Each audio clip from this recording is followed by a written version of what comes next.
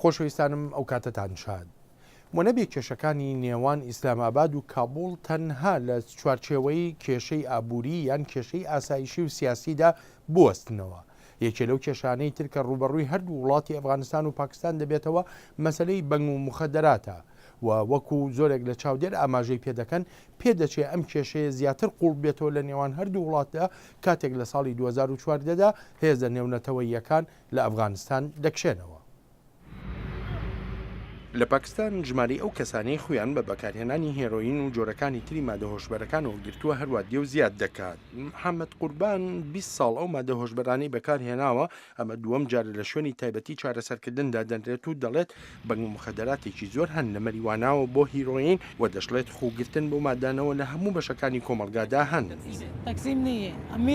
جیاوازی نییە کابرایەکی دەوڵەمەند ئۆتۆمبیلەکەی لە پشتەوە ڕادەگرێت و بە پێدێ داوای سرنجێک دەکات پارە بە بەنگ و مخەدەرات دەدەن. دەوڵەمەندەکان بەنگ و مخەدەراتیان لە هەژارەکانەوە دەست دەکەوێت و ئەوانەی بەکاری دەهێنن پیادەن.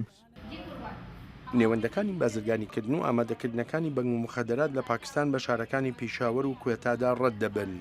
وها مەزەندەکراوە بەکارهێنەرانی بەنگ و مخەدەرات لە پاکستان لە 600,000 کەسەوە بۆ 9 ملیۆن کەس بن. بەپێی ڕای دەستگای بەنگ و مخەدەرات و تاوان کە سەربەنەتەوە یەکگرتوەکانە ژمارەی ڕاستەقینەی بەکارهێنەران لە پاکستان لە 5 ساڵی ڕابردوودا لە نێوەندی ژمارە مەزەندەکراوەکەدایە. دکتۆر سەلیم عەزام سەرۆکی نێوەندێکی تەندروستیە لە کەڕاچی. بەنگ و مخەدەرات وەک چەرەس هەیە لە ئۆفیسەکەتەوە، لە ژووری نووستنەکەتەوە، لە ژووری میوانەکەتەوە دەتوانیت تەلەفۆنێک بکەیت و پاژماوەیەکی کەم لە بەردەرگا بۆت دادەنرێت.